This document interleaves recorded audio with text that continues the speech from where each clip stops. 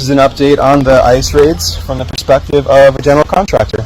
I just had a roofer completely cancel on my job because he is picking up the pieces from all of his other job sites that got raided, and the crews are just gone.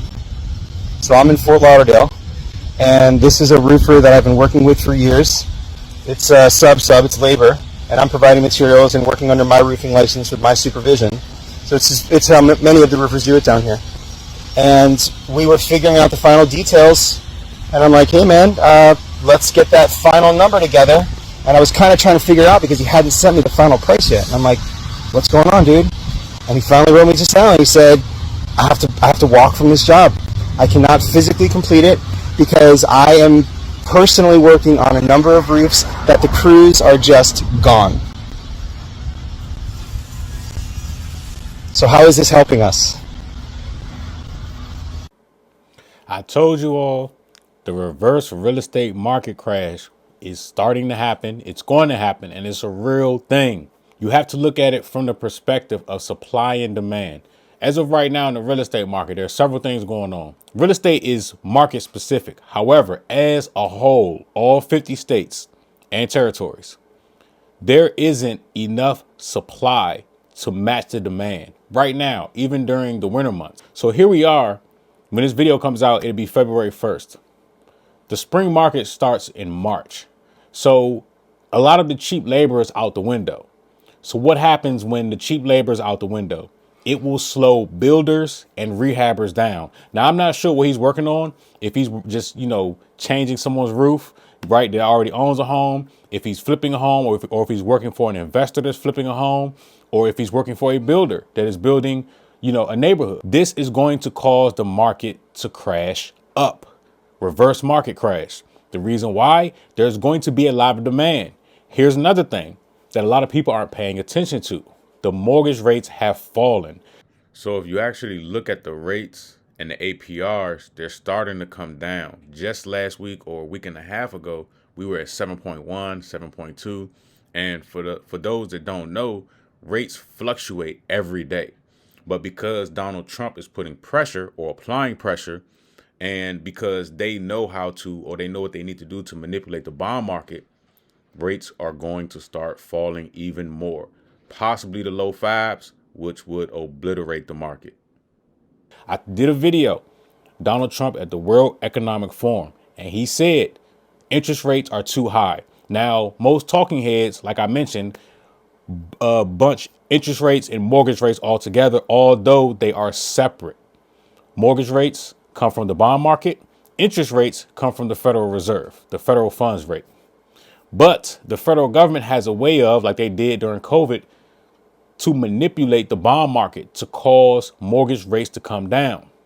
Now, we know how Donald Trump is. He wants to take credit for everything, that he does. He's going to say later on, hey, remember those mortgage rates? I brought those down. Remember those interest rates? I brought those down. That's kind of how he operates. So I have clients right now that are pre-approved for 6% on the dot, when 2 weeks ago the interest rates were above 7. So if we break into the fives and we don't have enough inventory to go around, and these builders can't keep up with the demand, just like how we saw a reverse market crash during COVID, we will see the same thing, especially during the spring market, because when you have lower interest rates, plus people prefer to move during the spring, it is going to be an all-out war. So when I say reverse real estate market crash, this is what I'm referring to, right? This is the home appreciation right here before COVID. Obviously, this is the 2008 crash, right? But this is when COVID hit. This is what a reverse crash looks like. So housing prices appreciated about 14% within a year. And what I'm saying is, because of the situation that I've been talking about in this video and that I've been talking about in previous videos, we are going to have another leg up. This right here is considered a correction. So we're going to see something just like this, a correction, and then a sharp move up because of what's going on right now in the real estate market. And all in all, in the next 8 to 10 years, could be faster, based off of how Trump is just throwing shit at the wall. And I'm not mad at them. Again, when it comes to politics, I'm not on either side. I really don't care. But at the end of the day, the average home in America is going to be just like Canada and just like the UK. It's going to be 700,000 to a million. Right now, the average home is like 4.25, 460, somewhere in there, something like that. Because we're starting to see the lack of labor, it's going to slow down the building process. It's going to slow down the rehab processes. And, people aren't going to be able to produce homes fast enough. Just like during COVID, there was a shortage of materials. It was plenty of labor, but a shortage of materials. So that slowed it down. But now, instead of the materials, it's the labor. It's the people actually doing the work. So Signature promise from incoming President Donald Trump was mass deportations of immigrants. And as national correspondent Matt Galka tells us, the pledge has some American industries nervous about the consequences. Imported parts and imported labor, both are cornerstones of the American construction industry, and the system is bracing for a significant shakeup. Donald Trump has promised to carry out the largest deportation operation in American history. First of all, they're costing us a fortune. But we're starting with the criminals, and we got to do it. And then we're starting with others, and we're going to see how it goes. And he has the full support of his incoming border czar, Tom Homan. As a guy who spent 34 years deporting illegal aliens, I got a message. You better start packing now. What's not clear is how that could impact the workforce. There's reports that there are millions of undocumented workers working in construction.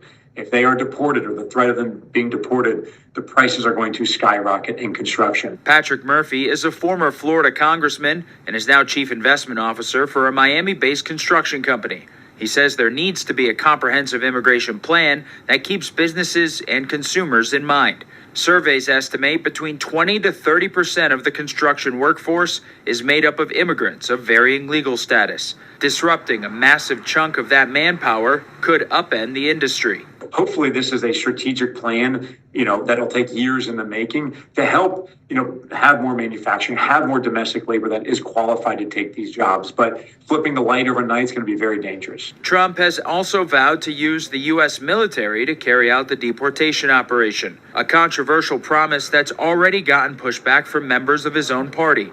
If they send the army into New York and you have 10,000 troops marching, carrying semi-automatic weapons, I think it's a terrible image and I will oppose that. But it's not that I oppose removing people. The potential double hit for construction and manufacturing are the new proposed Trump tariffs, new fees on import.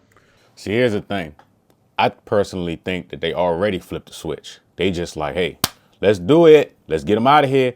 And there really wasn't much more thought put into it. It's kind of like one of those things where you just wake up with a bright idea and you just do it without thinking any logistics about it. Because if you look at it, as soon as he came into office, he went straight to it. And when I put out one of these videos talking about it, people were telling me, hey, my contractors are gone. Like, it happened so fast. There wasn't like an actual rollout. It was just like, ice, we at the door, let's go. Like, it was pretty much just like that and happened that fast. Now, obviously, they can't hit all 50 states at the same time and get it done, and get everybody out.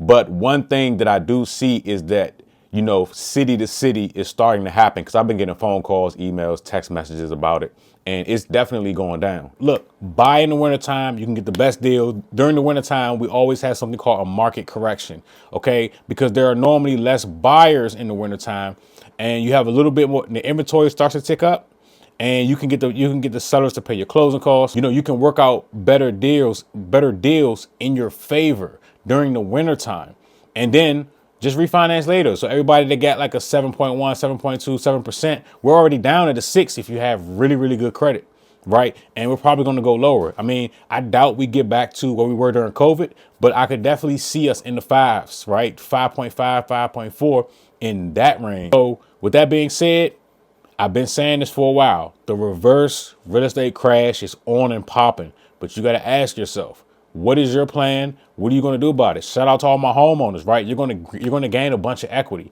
There will be, not in the near future, a real estate crash, where homes lose value. Not anytime soon. But if that does happen, it won't last long. The market always bounce back, just like it did in 2008. Everybody that were affected by the real estate crash in 2008, their homes are worth 2 and 3 times more from that. Okay. That's just how the market is.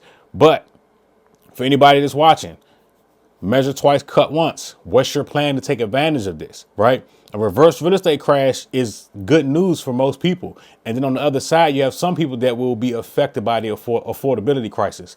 And here's my advice to you if you are affected by the affordability crisis. Number one, look into down payment assistance. Number two, start out small, meaning get what you can afford, live in there for a few years, grow some equity, you know, with the rise in value and you paying down the principal, and trade up, right? You know, nobody starts off in a multi-million-dollar home unless you're like an OnlyFans girl or something, right? That hit a lick right out of your mom's basement.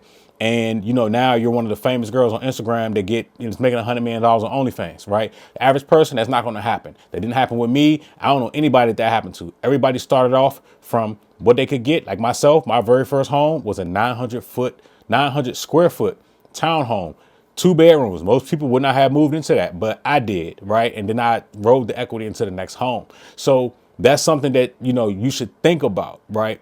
Start somewhere. If you're interested in getting into the real estate market, if you want to be a renter, that's totally fine. That's totally up to you. But for those that want to take advantage, this is what's happening. Now, if you want to get into rehabbing, it may be tough. So make sure you put you a solid team together, right? Because you see what this guy is going through. But again, let me know what's going on in your local market. Are you seeing a lack of contractors or, you know, or is it business as usual? Let me know. Let's get this money.